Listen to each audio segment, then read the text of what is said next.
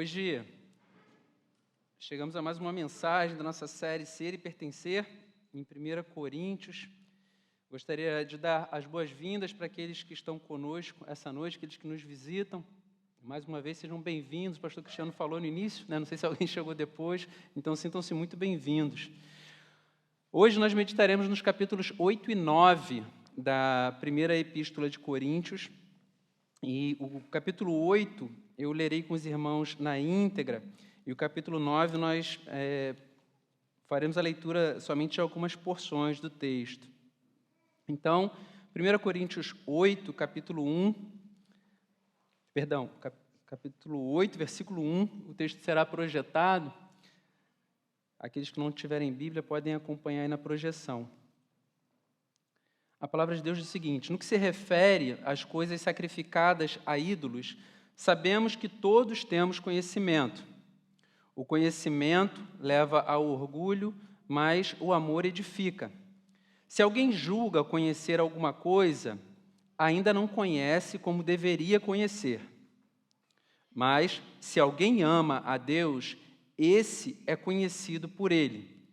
Quanto a comer alimentos sacrificados a ídolos, sabemos que o ídolo, por si mesmo, nada é no mundo, e que não há senão um só Deus. Porque ainda que existam alguns que são chamados deuses, quer no céu ou sobre a terra, como há muitos deuses e muitos senhores, para nós, porém, há um só Deus, o Pai, de quem são todas as coisas e para quem existimos, e um só Senhor, Jesus Cristo, por meio de quem todas as coisas existem e por meio de quem também nós existimos. Entretanto, nem todos têm esse conhecimento. Alguns, acostumados até agora com o ídolo, ainda comem desses alimentos como se fossem sacrificados a ídolos, e a consciência destes, por ser fraca, vem a contaminar-se. Não é a comida que nos torna agradáveis a Deus, pois nada perdemos se não comermos, e nada ganharemos se não comermos. Mas tenham cuidado para que essa liberdade de vocês não venha, de algum modo, a ser tropeço para os fracos. Porque se alguém enxergar você que tem conhecimento, sentado à mesa do templo de um ídolo, será que a consciência do que é fraco não vai ser induzida a participar de comidas sacrificadas a ídolos? E assim, por causa do conhecimento que você tem, perde-se o irmão fraco, pelo qual Cristo morreu. E deste modo, pecando contra os irmãos, ferindo a consciência fraca que eles têm, é contra Cristo que vocês estão pecando. E por isso, se a comida que serve de escândalo ao meu irmão, nunca mais comerei carne, para que não venha a escandalizá-lo. Amém.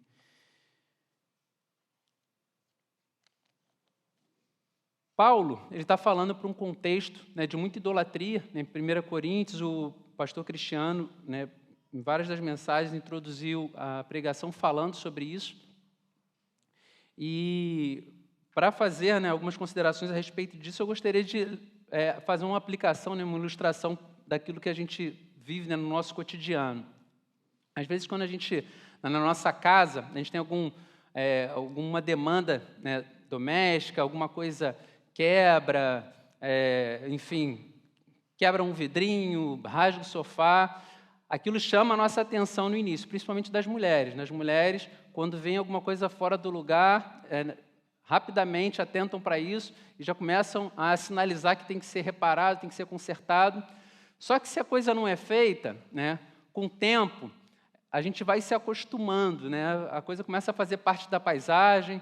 Os homens sempre têm uma solução prática em termos de decoração, joga uma manta em cima do sofá, joga um sofá em cima, uma almofadazinha em cima do rasgo, resolve o problema. Então, a coisa começa a fazer parte da paisagem, a gente acostuma com aquilo. Na cidade de Corinto, acontecia algo semelhante a essa ilustração, que é muito simples, mas creio que nos ajuda a entender. Porque a cultura estava muito misturada, muito permeada com a idolatria. Então, quando Jesus Cristo, a mensagem do Evangelho, ela alcança aquela cidade, muitos desses traços de idolatria, muitas daquelas práticas que já faziam parte da cultura da sociedade naquele momento, elas acabam passando desapercebidas. Quando a gente olha para a nossa própria cidade, para o contexto no qual nós estamos inseridos, é necessário que a gente tenha um olhar mais atento para que a gente consiga identificar traços da nossa cultura, da nossa cidade, que também evidenciam pecados e que, por vezes, nós nos acostumamos, porque nós já nascemos crescendo, vendo esses mesmos traços aí presentes. A corrupção endêmica, né, que a gente percebe no nosso país, na nossa cidade, o jeitinho que, por vezes, a gente quer dar em várias coisas no nosso dia a dia, seja na declaração do imposto de renda, seja com algum problema no trânsito, alguma irregularidade no documento, seja a violência, que também já é algo comum, passou a fazer parte da nossa cultura. Essa semana nós tomamos conhecimento através do noticiário de uma mulher grávida que foi morta numa operação policial, sem querer atribuir responsabilidade para um lado, para outro, enfim. Mas fato é que é um absurdo, né, que uma mulher grávida, seja, ainda que não estivesse, né, mas que ela venha a ser assassinada na cidade em que nós vivemos, e tudo isso passa despercebido, como se fosse uma notícia, tal como resultado, né, do seu time de futebol, da partida do seu time de futebol dessa semana. Só que nós nos acostumamos tanto com esse tipo de notícia, ela passou a fazer tão parte da nossa cultura, que apesar de ser um pecado gravíssimo, apesar de ser algo que deveria ofender o nosso coração, coisas que a gente deveria chorar por esses acontecimentos, elas já fazem tão parte do nosso dia a dia que nós não conseguimos mais nos comover com elas. Então, o apóstolo Paulo, ele está chamando a atenção aqui para os moradores daquela cidade da prática existente de consumir carne que era sacrificada aos ídolos nos templos naqueles lugares. Então, as pessoas que cultuavam determinados ídolos levavam os animais para que fossem sacrificados e nem a totalidade da carne não era consumida no sacrifício, então parte, por vezes, ficava no próprio templo, parte era devolvida àquele que ia apresentar o sacrifício, parte da carne era vendida no mercado. Às vezes aconteciam festas, imaginem, né, no calendário da cidade, festas atribuídas àqueles ídolos, e nessas festas a carne também era consumida e as pessoas participavam, né, como sendo algo que era normal no calendário da cidade. Eventos sociais que aconteciam nos templos, as pessoas se reuniam em lugares onde a carne era vendida e consumiam daquela carne. Imagine, alguém vai celebrar o aniversário, não, nós vamos celebrar o meu aniversário lá no templo de Afrodite e vão, né, a gente vai comer a carne lá. Então, isso tudo estava muito mesclado na cultura da cidade. Então, Paulo, ele está fazendo um alerta, porque alguns cristãos que julgavam ter conhecimento para entender que a carne sacrificada àqueles ídolos não seria o menor problema de ser consumida, afinal de contas, aqueles ídolos nada eram. Então, se eles nada eram, as carnes que eram sacrificadas a eles, animais que eram sacrificados a eles, eram sacrificados a nada. Então, se a nada eram sacrificados, a carne poderia ser comida sem nenhum problema. Afinal de contas, Deus era Senhor de todas as coisas. Então, quando a gente pensa no discurso, na lógica do raciocínio friamente, parece que não existe nenhum problema com isso. Só que Paulo, ele aponta para um aspecto interessante da prática adotada por aqueles irmãos. Eles não estavam levando em consideração aqueles que ainda tinham a sua consciência muito afetada pela prática da idolatria. Então, aquelas pessoas, quando se aproximavam do templo, quando comiam a carne, elas não conseguiam fazer a mesma leitura. Na cabeça delas estava lá martelando. Bom, mas essa carne foi sacrificada a um ídolo. Essa carne, né, faz parte de um culto ritualístico, faz parte da adoração a determinada divindade. e eu me converti ao Evangelho, aceitei Jesus Cristo, mas estou aqui participando disso. Então, a pessoa tinha a consciência golpeada por estar participando de algo que ela entendia que era condenável. Então, Paulo, ele chama a atenção para a conduta daqueles irmãos como possuindo uma certa dose de vaidade, de orgulho, de soberba, continuar comendo daquela carne, mesmo percebendo que isso estava ferindo a consciência de outros. E nesse ponto, vale a pena nós retermos, né, nossa atenção para esse aspecto das Sagradas Escrituras, o orgulho com o qual nós podemos lidar com o conhecimento, porque o orgulho também é um dos pecados que ocupa grande espaço no coração humano.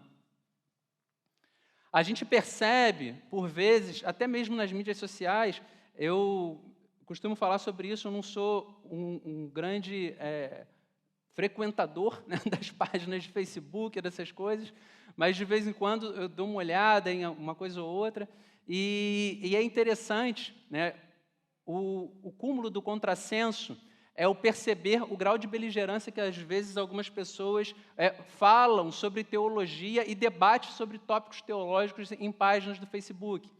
E apresentam, né, seu ponto de vista, seja para poder embasar sua ideologia política, seja para poder se posicionar a respeito de um determinado assunto, seja lá ele qual for. Mas a gente percebe que a forma como utilizam o conhecimento não tem como finalidade edificar a vida daqueles que estão lendo, que estão ouvindo, que estão recebendo o texto, mas cumpre apenas um propósito: fazer uma grande demonstração, uma grande exibição do conhecimento que eles conseguiram adquirir. Então, a primeira crítica apresentada por Paulo é o fato de que aquelas pessoas, quando comiam daquela carne, elas não tinham por objetivo exaltar o nome do Senhor, declarando que Ele era o Senhor de todas as coisas. Mas elas queriam tão somente promover a impressão de que elas já tinham superado, isso era a página passada na vida delas, e elas conseguiam fazer aquilo com muita tranquilidade, conseguiam comer daquela carne com muita tranquilidade. Por isso que Paulo, quando ele inicia o texto, ele diz o seguinte: nós sabemos que todos temos conhecimento, o conhecimento leva ao orgulho, mas o amor edifica. Então, o primeiro paralelo que ele faz é contrapor o conhecimento e o amor. E ele diz que aquele que ama a Deus, esse é conhecido por Ele. Então, se alguém ama verdadeiramente a Deus, esse alguém é conhecido por Deus. E por que ele fala isso? Porque se eu sou conhecido por Deus, se você ama a Deus e você é conhecido por Ele, isso significa que o seu conhecimento só é possível porque Deus te amou primeiro. Então, se Deus te visitou primeiro, Ele fez com que o seu conhecimento fosse utilizado para a glória do nome dEle. Não é possível que uma pessoa que conheça a Deus, ela utilize do seu conhecimento para poder ser instrumento de orgulho na vida de outras pessoas, sobre a vida de outras pessoas. Se eu amo a Deus, o meu conhecimento ele vai ter o propósito de edificar a igreja, não de ferir a consciência daqueles mais fracos, daqueles que estão iniciando sua caminhada no Evangelho. É importante que a gente atente para isso, porque quando a gente olha para o texto, a gente vê o tempo todo Paulo falando sobre o cuidado com aqueles que são mais fracos, com aqueles que têm a consciência mais fraca. Então, Paulo, quando ele fala sobre isso, ele não está querendo depreciar um determinado grupo de pessoas da igreja. Ele está simplesmente sendo coerente com aquilo que ele apresentou num outro ponto das Escrituras, que está em textos passados, o pastor Cristiano chegou a expor sobre isso, em que existem pessoas que estão em diferentes momentos da sua caminhada cristã. Então, é necessário que essas pessoas sejam preservadas pela própria igreja.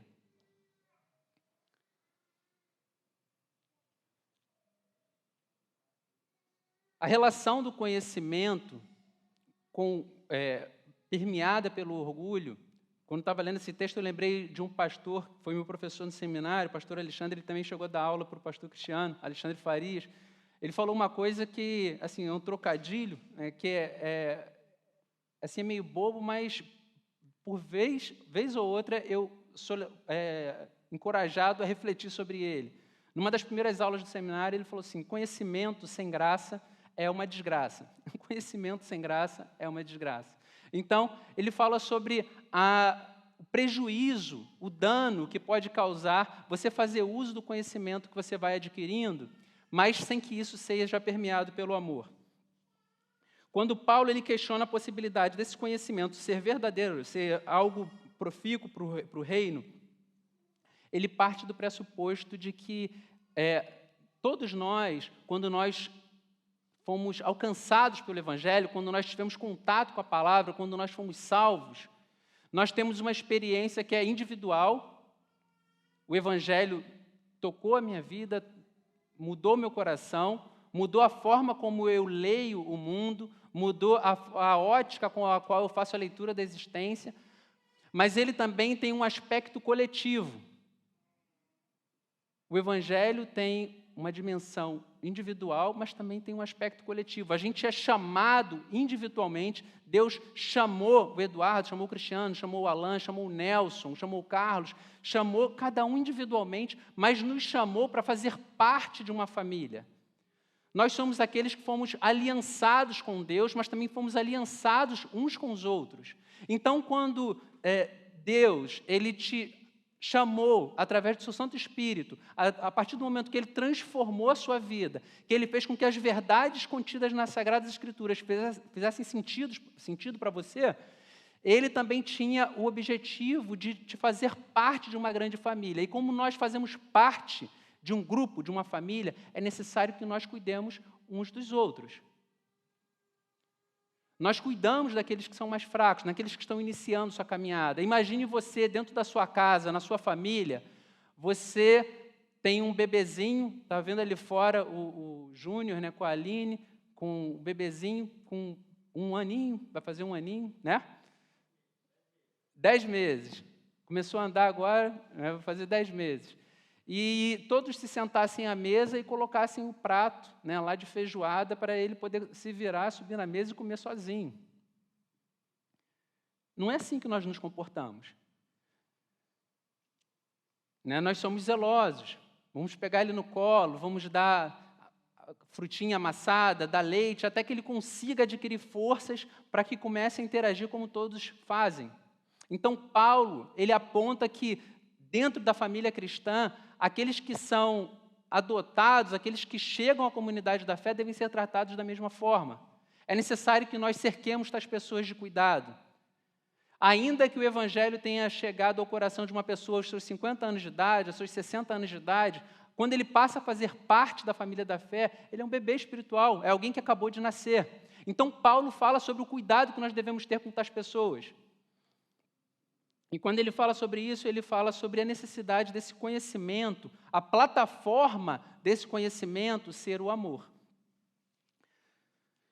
Então, daí surge a pergunta, né? Será que o amor tem sido a plataforma do conhecimento da igreja, da informação que nós temos? Nós temos falado muito também sobre isso. A teologia hoje, ela está muito acessível. Antes, há anos atrás, eu lembro, quando eu comecei a frequentar a igreja evangélica, a gente tinha pouco contato com doutrinas que tinham mais sofisticação teológica. Hoje, por conta da internet, todo mundo lê sobre tudo, lê sobre correntes, linhas escatológicas, lê sobre milenismo, amilenismo, calvinismo, todo mundo lê sobre tudo.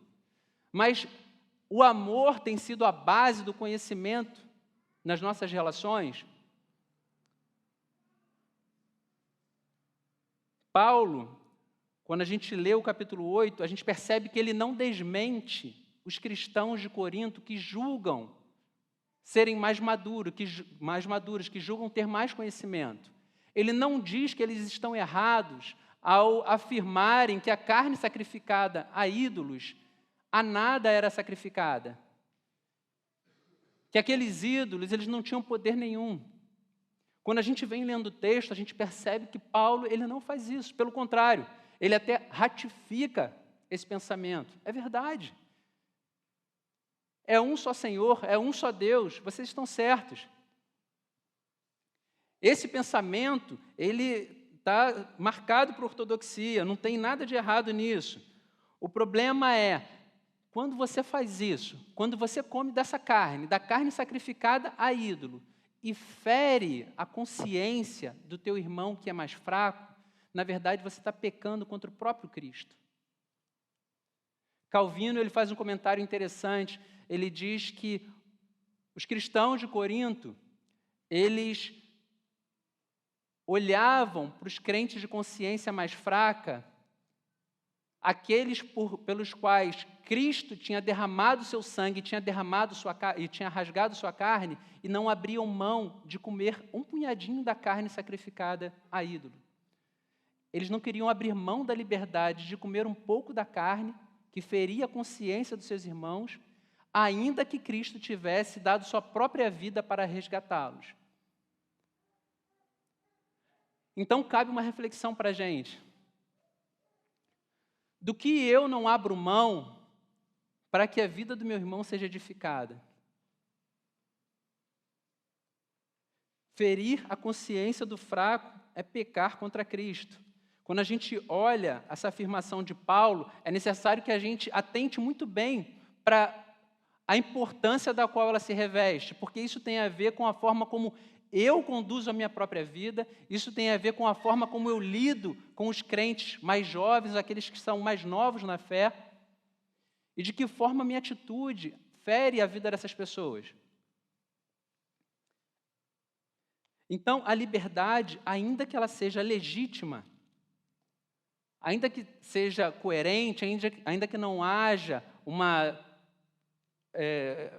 transgressão doutrinária, essa liberdade ela pode ferir pessoas. O título da nossa série, Ser e Pertencer, ela nos chama a atenção para isso. Conforme eu falei, a gente precisa cuidar dos mais fracos, cuidar daqueles que têm menos musculatura na caminhada cristã.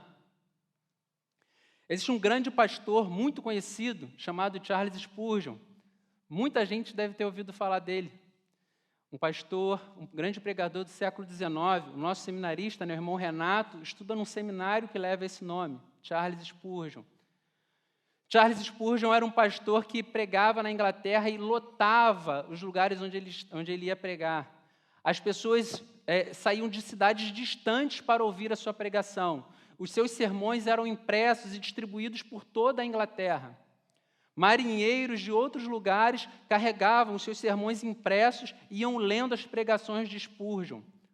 As pregações de Spurgeon eram enviadas para os Estados Unidos para que as pessoas pudessem ler as suas mensagens.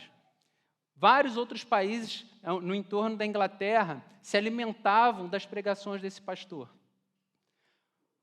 Foi um dos grandes pregadores dos últimos tempos. Alguns o chamam de o príncipe dos pregadores.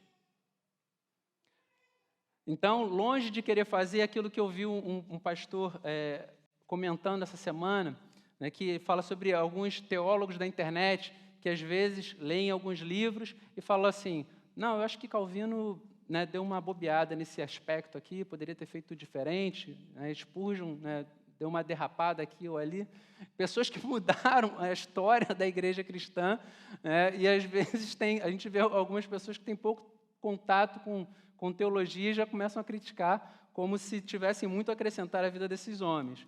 Então, a minha intenção não é essa, mas quando a gente olha a vida de Spurgeon e a envergadura do seu ministério, a gente percebe que foi alguém que foi grandemente usado por Deus para poder edificar a igreja.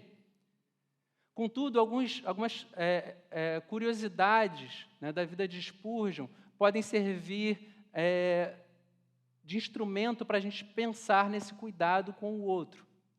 Spurgeon ele tinha o hábito de fumar charutos. Naquele tempo, não se tinha tanto conhecimento sobre os malefícios, né, do tabagismo. Então, em alguns contextos culturais, aquilo era bem aceito. Não existia problema algum. O cara era crente, mas fumava o charuto. Só que alguns cristãos, quando souberam disso, ficaram muito chocados. E falaram assim, mas como é que pode? Você fuma charuto e tal? Isso é incompatível com o pastor.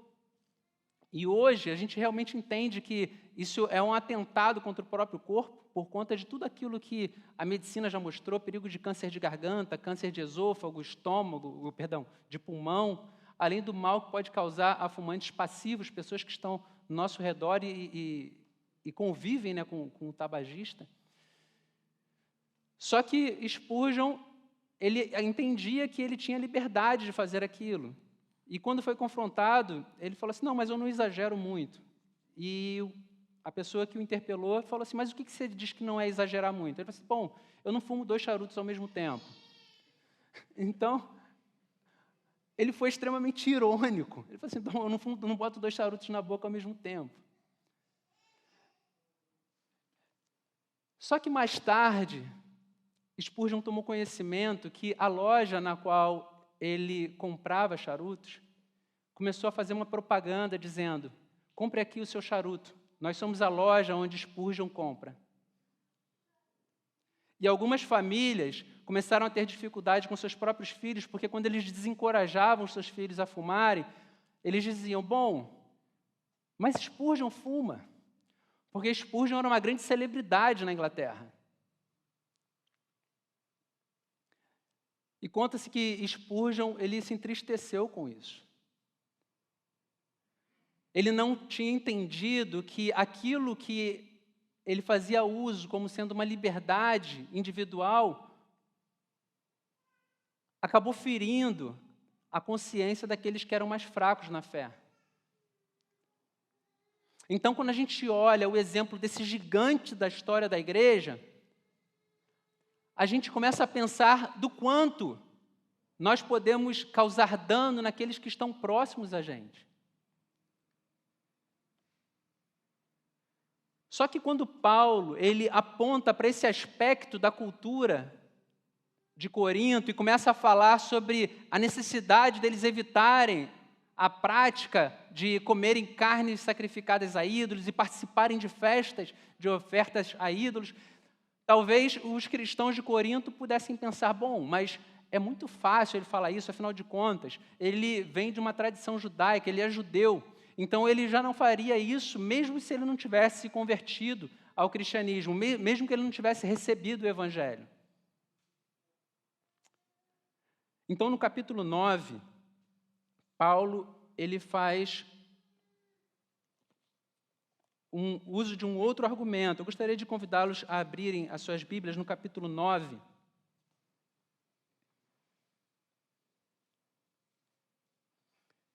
A partir do versículo 1, Paulo diz o seguinte: será que eu não sou um homem livre?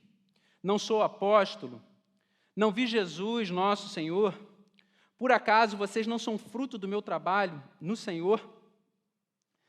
Se não sou apóstolo para outros, certamente o sou para vocês, porque vocês são o selo do meu apostolado no Senhor.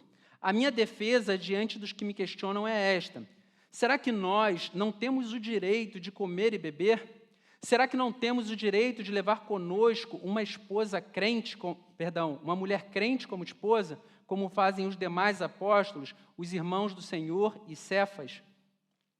Então, Paulo, ele começa a fazer uso de um outro argumento, porque se os cristãos de Corinto se agarrarem ao fato de que ele poderia falar com muita tranquilidade para eles não comerem a carne, porque ele já tinha uma tradição judaica, ele apresenta um outro princípio.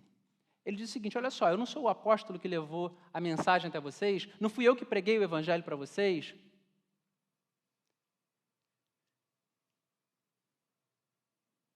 Os irmãos do Senhor e Cefas, Pedro, que é o apóstolo Pedro, que ele chama aqui de Cefas, eles não têm esposas que os acompanham quando eles estão aí pregando o evangelho, quando eles estão falando do evangelho? Pois é, só que eu abri mão disso. E mais à frente, ele fala que ele teria direito de exigir um salário por fazer esse serviço, por prestar esse serviço.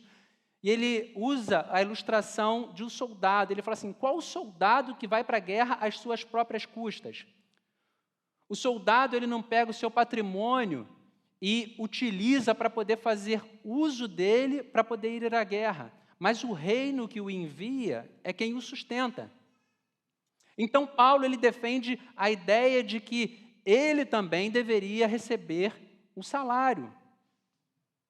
ele deveria receber dinheiro da igreja de Corinto para poder fazer o ofício que ele fazia.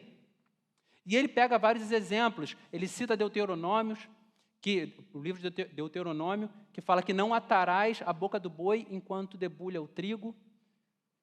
Ele cita isso também em Timóteo, num outro momento, que ele fala sobre a necessidade de remunerar o obreiro, o bispo.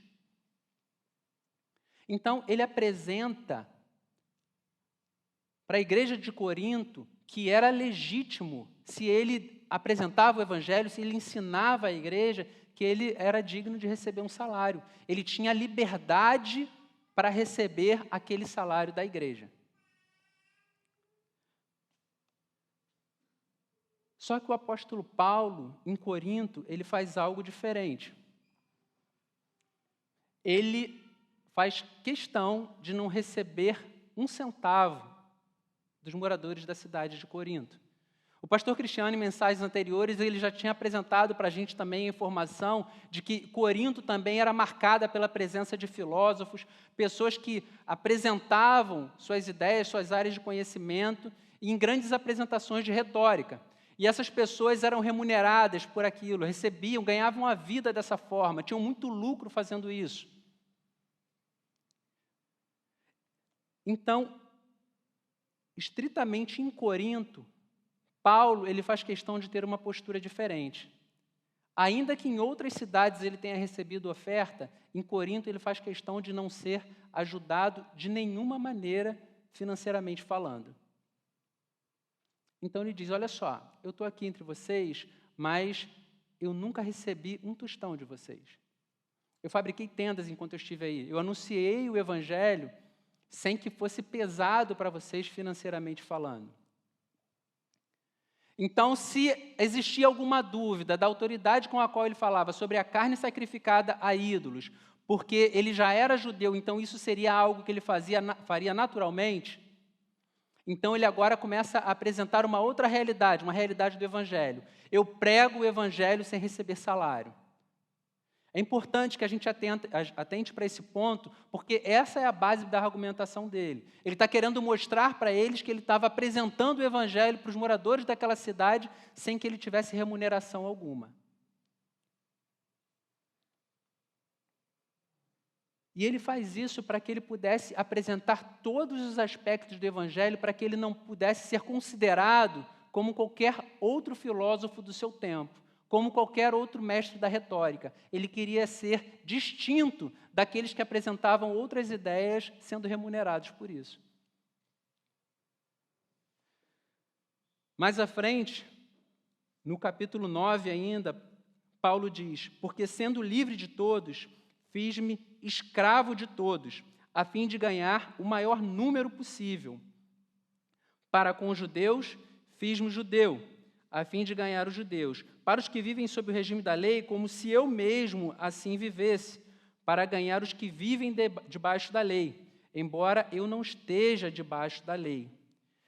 Mas a gente se pergunta, mas Paulo já não era judeu? Por que ele está dizendo que se fez judeu?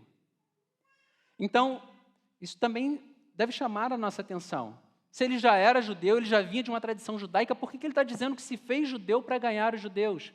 Ele já era um judeu, já vinha de uma tradição judaica, ele era fariseu, que era uma das denominações, digamos assim, mais rígidas do judaísmo. O ponto é que uma vez que Paulo foi alcançado pelo Evangelho, uma vez que a vida de Paulo foi transformada por Jesus Cristo, Paulo ele se sentiu desobrigado de todos os ritos do judaísmo. Ele entendia que todas as práticas do judaísmo, elas eram apenas sombra daquilo que se concretizaria no ministério de Jesus. Então ele se sentiu desobrigado disso. Contudo, quando a gente olha em outras passagens das Sagradas Escrituras, a gente percebe que Paulo, ele circuncidou Timóteo, quando ele foi pregar no meio de judeus. Por que ele circuncidou Timóteo? Porque ele entendia que era necessário continuar circuncidando cristãos? Não. Simplesmente porque ele não queria agredir a consciência dos judeus que estavam se convertendo. Paulo, ele fez o voto de Nazireu, Para gratidão, ele foi e raspou a cabeça, para mostrar gratidão, que era uma prática dos judeus. Então ele fez isso porque ele continuava acreditando que tudo aquilo era necessário no Evangelho? Não, ele fez isso tão somente para não ferir a consciência dos judeus com os quais ele caminhava. Então, quando a gente olha a conduta de Paulo em meio à igreja de Corinto, ele abriu mão de ser remunerado, ele tinha liberdade para poder cobrar, de ser remunerado por aquilo, ele tinha a liberdade de exigir o pagamento, mas ele abriu mão dessa liberdade. Entre os judeus, ele entendia que ele não deveria mais viver debaixo do jugo da lei, ele tinha liberdade para poder dizer chega para lá para a lei, mas ele escolheu se submeter à lei para que não ferisse a consciência dos seus irmãos de tradição judaica. Então Paulo, ele diz o seguinte: vocês estão vendo? Não é só uma questão de ser fácil para mim não me entregar a comer carnes consagradas a ídolos por conta da minha tradição judaica. Eu estou mostrando para vocês 2 momentos em que eu poderia fazer uso dessa minha liberdade. Primeiro, de exigir o pagamento. Segundo, por abandonar os rituais da lei, porque eu não acredito mais nisso, porque eu creio que Cristo cumpriu toda a lei por nós, mas ele ainda assim, ele se submete à lei dos judeus e não cobrar para poder exercer o seu ofício, para que ele pudesse alcançar o maior número de pessoas. Paulo abdicou dos seus direitos, abdicou de fazer uso da sua liberdade, para que ele pudesse alcançar o maior número de pessoas. A liberdade que Paulo poderia exercer era uma liberdade que estava cativa do amor que ele tinha a Deus e a sua igreja. Ele reconhecia, sim, que tinha liberdade para fazer várias outras coisas, mas a liberdade que ele possuía estava cativa do amor que ele tinha pela igreja, do amor que ele tinha por Cristo, do amor que ele tinha pelos irmãos. Eu gostaria de convidá-los a abrir um último texto, Filipenses capítulo 2, versículos de 5 a 8. Acho que a gente tem esse texto também. Acho que vai ser projetado. Está projetado aqueles que, por acaso, não estiverem com a Bíblia. Filipenses capítulo 2, versículos de 5 a 8. Tenham entre vocês o mesmo modo de pensar de Cristo Jesus, que mesmo existindo na forma de Deus, não considerou o ser igual a Deus, algo que deveria ser retido a qualquer custo. Versículo 7, pelo contrário, ele se esvaziou, assumindo a forma de servo, tornando-se semelhante aos seres humanos e reconhecido em figura humana. Ele se humilhou, tornando-se obediente até a morte e morte de cruz. Então, quando a gente olha para Paulo, para a conduta de Paulo, a gente percebe que o combustível para a conduta de Paulo era imitar Jesus Cristo. Porque Jesus Cristo, sendo Deus, ele não tomou por usurpação o ser igual a Deus, mas ele assumiu a forma humana. Se Jesus Cristo ele tivesse que vir ao mundo como o maior dos monarcas, como o presidente mais poderoso do planeta Terra, ainda assim seria se equiparar a um pequeno verme. A gente está falando daquele que é a razão, é a causa de todas as coisas. Então, o estar na figura humana é uma redução absurda da glória do nosso Senhor. E ainda assim, ele não tomou por usurpação o ser igual a Deus, mas ele se fez homem como eu e você. Ele assumiu carne, osso, cabelo, olhos, dentes. Ele assumiu essa forma para que eu e você pudéssemos ser salvos. Jesus Cristo, ele foi contado entre os pecadores para que eu e você pudéssemos ser contados entre os santos. Jesus Cristo, ele se fez maldito num madeiro para que eu e você pudéssemos ser benditos de Deus. Então, quando a gente olha para a postura de Paulo, tanto diante dos coríntios, quanto diante dos judeus, a gente percebe que ele olhou para Jesus Cristo e ele entendeu que não fazia sentido agarrar-se a direitos e liberdades se isso causasse dano à igreja, se isso causasse prejuízo à proclamação do Evangelho.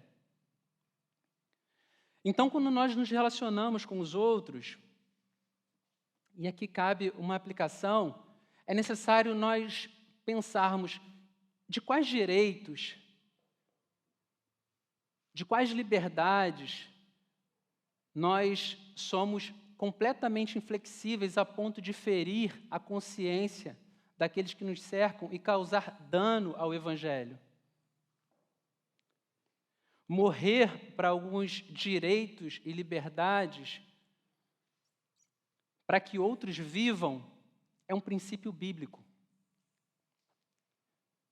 Que um morra para que outros vivam é um princípio bíblico.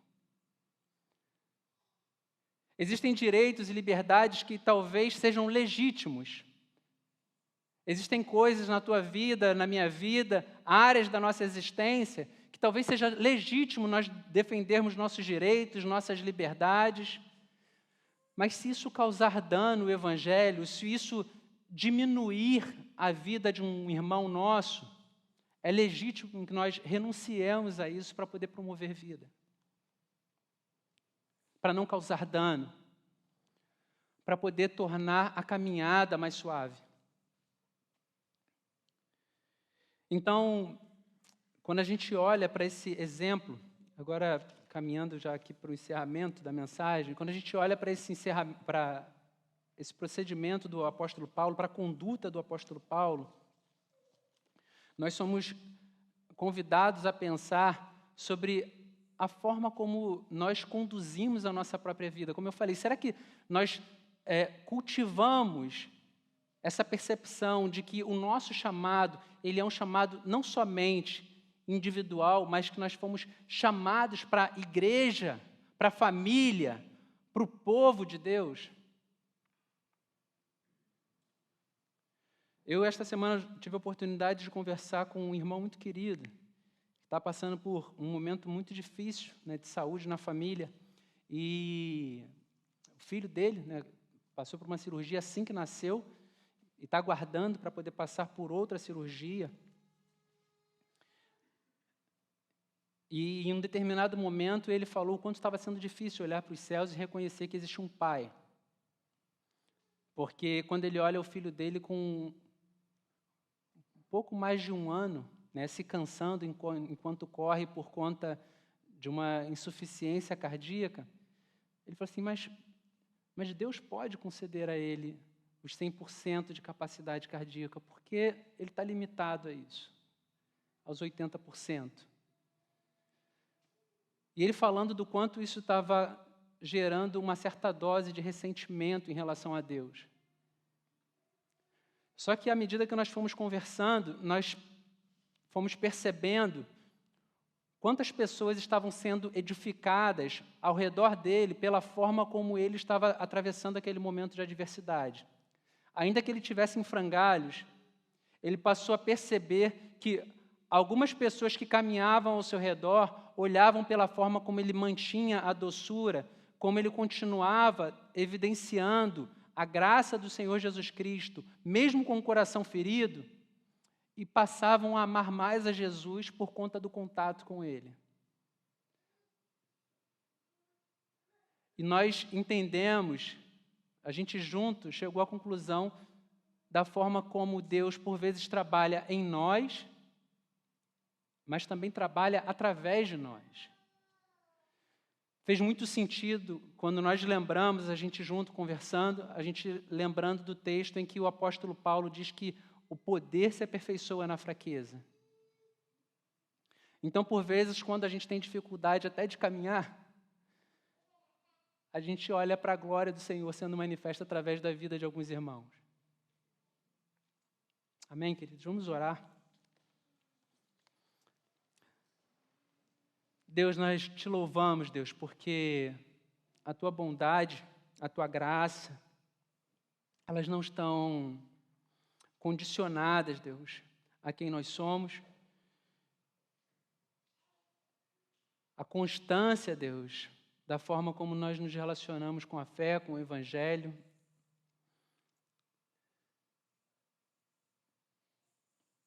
Mas eu te peço, Deus, que o Senhor nos livre de ser instrumentos, Deus, de ferir a consciência daqueles que são mais fracos na fé, naqueles que estão iniciando a sua caminhada com Jesus. Deus, guarda-nos, Senhor, guarda-nos. Te peço que toda a liberdade que o Evangelho nos dá, que ela esteja submetida, Deus, que ela seja escrava do amor que nós temos por Jesus Cristo, pela igreja e por essa grande história, Deus, de amor que o Senhor tem com a humanidade. Deus, eu te peço que o Senhor guarde o nosso coração, que a tua igreja, Senhor, que aqui se reúne, eu, cada um dos meus irmãos, Deus, que sejamos instrumento de graça em tuas mãos. Em nome de Jesus, Deus. Amém.